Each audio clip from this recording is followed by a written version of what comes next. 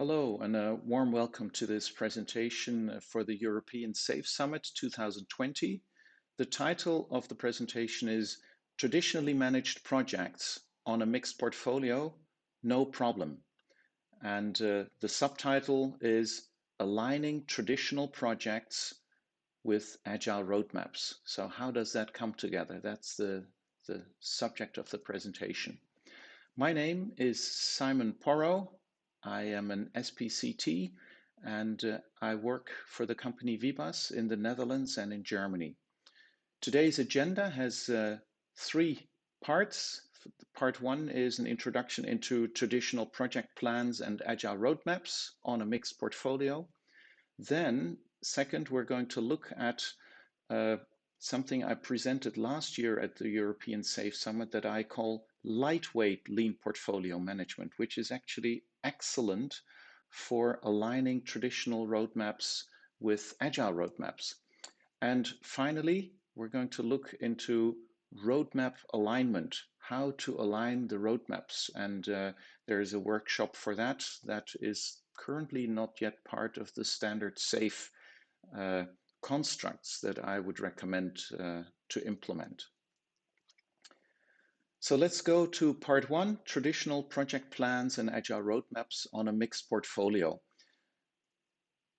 My experience is that many organizations actually have quite a load of traditional projects still running. They're not fully agile. Yeah, so they're in a twilight zone of being agile and being traditional. And your portfolio management should actually be able to align both. Here's an example. I work a lot in automotive. A typical mixed portfolio, and I'm not going to give you all the details, but here's an example, 450 people, 50 teams in 10 fairly small arts of about 5 teams each. The portfolio roadmap has actual milestones up to 5 years into the future. They have currently in their portfolio about 250 epics and projects on the portfolio roadmap. Some of that is agile stuff, like real, you can decide through agile prioritization whether whether it has priority or not. But there's also many projects with fixed deadlines, unnegotiable deadlines. Start of production is going to happen, and we just have to deliver everything. And in many cases, the scope is still unclear of that. The lead time of such SOP projects, typically larger, equal 2 years. They have one huge project that eats about half of the resources, about 200 plus people working on that. There is, of course, an influx of additional high priority work that's totally unexpected. Due to the fact that these projects run so long, there is a high working process of parallel projects. You can't do them sequentially after one another. You have to do them in parallel. And as a consequence, there's overloaded arts. Some of the arts, they have low throughput of value, and there's a reasonably low transparency of the way of working. They did implement a scaled agile way of working, only in part safe.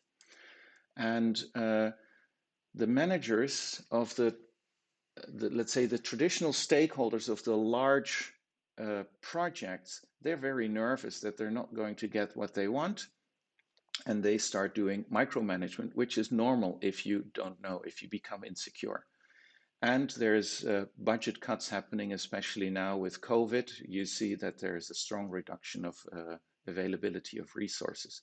The traditional stakeholders are unaware that they are having a demand which is really difficult in an agile way of working. They say, please commit to the entire roadmap and deliver everything on time. Just tell us how much you need in order to succeed. So let's have a look at PI roadmaps. This is a SAFE construct. At the bottom of the slide, you see the link where you can read more about roadmaps. The PI feature roadmap normally has a planning horizon of 1 to 3 or 1 to 4 PIs, so 6 to 9, maybe to 12 months into the future. And we only commit to the first PI All the rest is forecast. Now that, of course, makes traditional stakeholders very unrelaxed. If we give them a forecast, well, we can tell you what we're going to deliver in 3 months. What they want is they want that we commit to everything. And what the portfolio stakeholders do not so much realize is that if we have to commit to everything up to 2 years into the future, is that we lose all our flexibility. Also, a construct in SAFe is the solution roadmap and the portfolio roadmap. Now, interestingly enough, the horizon of both the solution roadmap here and the portfolio roadmap here to the right, they have the same horizon of 2 to 4 years. Yeah, so as far as the furthest milestones and commitments go into the future, that is the planning horizon of your solution roadmap. And a solution roadmap is for one solution only, and a portfolio roadmap is more or less identical, but there are multiple solutions for multiple value streams on that roadmap. If I have a single solution, then my portfolio roadmap would in principle be identical to my solution roadmap. So that's an important notion, because from now on in the presentation, I'll be speaking about portfolio roadmap slash solution roadmap as more or less the same thing, only the scope is a little bit broader. Now, what you see on this slide is an essential difference between, let's say, planning that we have to do for traditional projects in blue on the top, or agile epics and features on the bottom. And the funny thing is we have to marry both in our road mapping process. What you see here is a couple of milestones for, let's say, traditionally managed projects, or at least fixed milestone projects where deliveries have to be done. If this is what you have and you cannot move your dates, you have to do what we call backward planning. And backward planning is basically traditional project management, as we'll see on the coming slides. The idea of agile epics and features is we have a couple of epics that we prioritize, and we have features that we prioritize, and we do forward planning. And with forward planning, we mean we know the size of the work, we know our velocity, and then we prioritize, and based on the prioritization, we actually establish a roadmap. Now, these two have to be married in this process in a mixed portfolio. Backward planning requires classical, traditional project planning skills: work breakdown structure, size and effort estimation, Gantt charting, critical path analysis, latest start date calculation. So if you have fixed date projects with work breakdown structures, there is no other way than applying these traditional project management skills. And this is a thing that we do not see too much in SAFe, but it's essential that you keep that. Project managers have typical worries. They say, well, I have the budget, but I don't get the resources. This also happens, by the way, in traditional portfolio management and not only in SAFe. In the arts, there is no attention for my complex project. And the big question is will the art deliver on the agreed milestones? Now, forward planning skills that we typically have in an agile environment is we estimate the epics, the features, and we do that normally in story points. We apply velocity. Yeah, we calculate our velocity. We apply weighted shortest job first prioritization, and we build a PI roadmap and a solution roadmap. And the art has the big worry: how on earth can we deal with the massive overload and whip of all the projects from all stakeholders? How can we say no, that there is a limit to what we can do? One of the things I often hear is, well, we implemented SAFe. In SAFe, there are no project managers. Should we fire them? And my answer is always this: if you have traditional projects running, or if you have epics that have a lot of fixed deadlines and you're doing a lot of them in parallel, don't do that, because you need those skills. It could be that it's going to have a different name, that project manager is no longer called project manager. They may be called epic owner, or a product manager can have a responsibility for a project, a traditional project, or they may be called integrators. And what you see here on the left is criteria for you to decide, do I need traditional project management skills, yes or no? If I have high work in process of parallel projects, normally my recommendation would be keep a project management focus and skills. Or if a project is very large and very complex, if the requirements and the technical solution are very unclear, if you have complex integration, engineering, testing, that's a good reason to keep your project manager focus. Yeah, especially if you have unnegotiable deadlines and scope. That is a very good reason to keep project managers. Now let's have a look at lightweight lean portfolio management on a mixed portfolio.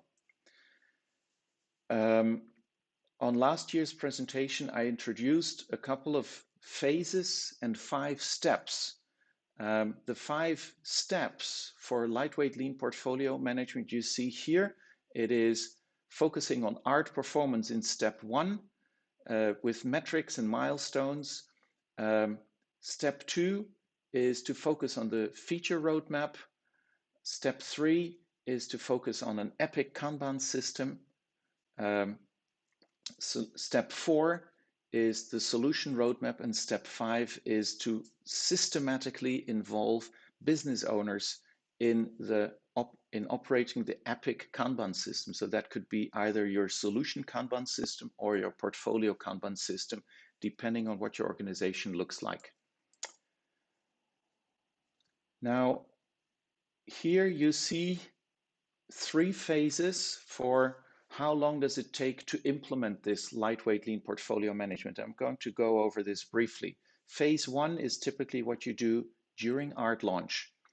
You have in the first PI, you focus on steps 1 and 2. You assure that you establish your art velocity and your PI predictability measure.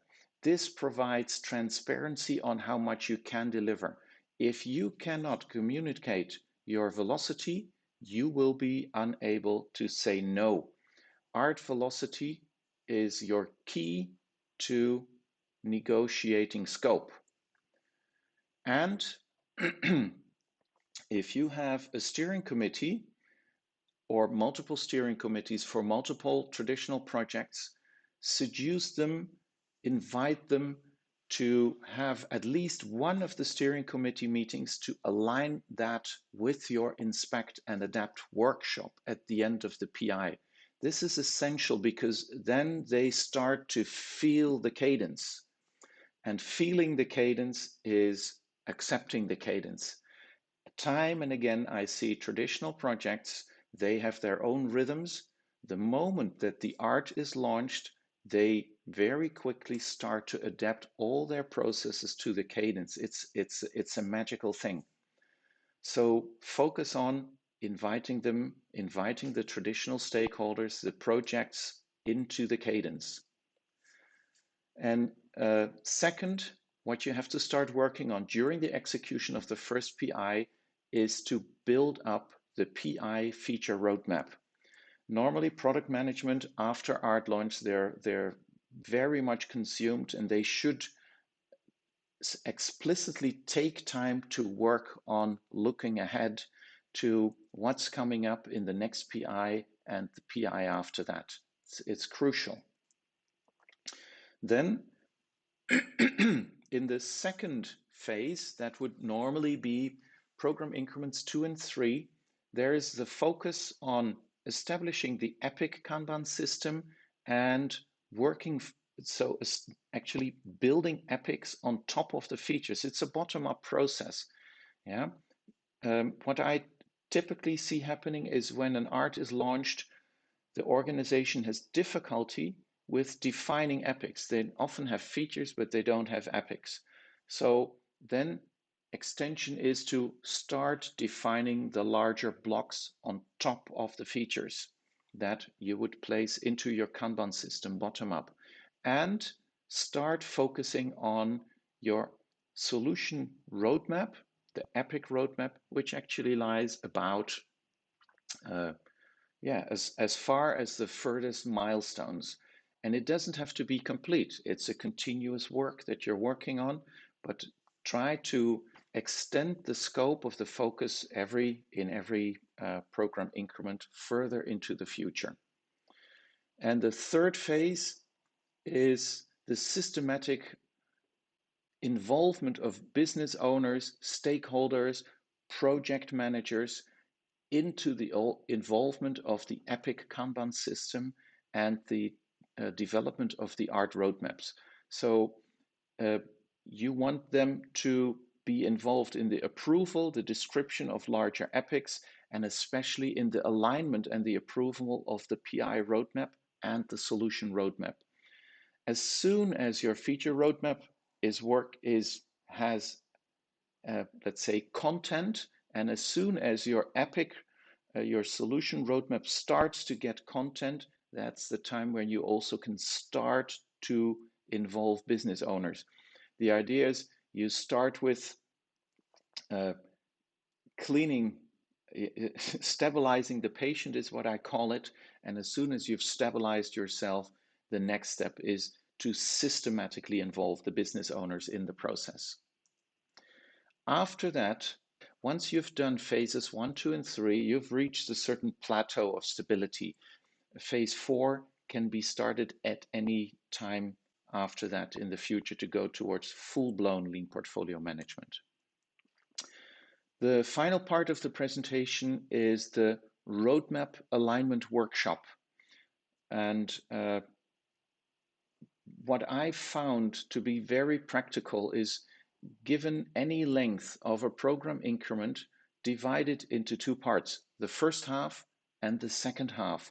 And there should be a different focus in the first half from the PI to the second half of the PI. In the first half of the PI, here's an example of a 3-month program increment and six iterations in that program increment. So the first 3 iterations, we focus on roadmap alignment. There is roadmap pre-alignment between the stakeholders and product management of all the arts. And then at the end of that pre-work of all the product managers and all the stakeholders, all the project managers, there is a big workshop, and that's an all-hands meeting for product managers, stakeholders, solution management, portfolio management. They all come together in a big workshop called Roadmap Alignment Workshop. And across the arts, if you have multiple arts, you are going to align the PI roadmap, and you're going to do an update on the solution roadmap. So when you do that halfway the PI, it means, when do you have to start with working on this? You start in the first iteration to work towards this roadmap alignment workshop. And then the next half of the PI, you are going to focus on refining the program backlogs for the upcoming PI planning. What you typically get here is you have already reduced overload for the features of the upcoming PI to, let's say, a maximum of 10 to maximum 20% overload and no more, so that you do not go into PI planning with an overload of 50 to 100%, which I often see, and that is just planning for disaster. What you need for that is that every art knows their velocity. It's crucial, it's essential that every art can say, this is where we are full, more than that will not be possible. If we know that there, then here we can bring peace into the program backlog refinement process. Features can be detailed further in the second half of the PI, and then there will be a pre-PI planning meeting just before all the PI plannings, and then there will be post-PI planning. What you see here is the content of the roadmap alignment workshop. The participants typically are product managers, architects, stakeholders, project managers, business owners, solution management, or portfolio management. And the inputs that we have here are the outputs of the roadmap pre-alignment work. What happens during the roadmap alignment workshop is that every art present their concept PI roadmap and their load and their conflicts, and all the stakeholders who didn't get what they wanted and they don't like it, that they're not getting it, they actually get the chance to escalate, to discuss, and solution management or portfolio management, they will take decisions on what goes out and what doesn't go out. And they assure that across all the release trains, the sum of everything that we're intending to have on the solution roadmap actually makes sense. That is their responsibility.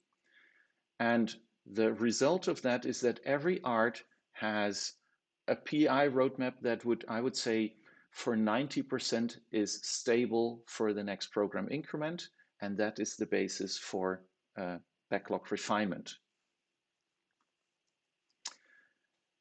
The last slide of this presentation is what is now going around in the SAFE framework, is a picture of what would portfolio sync look like.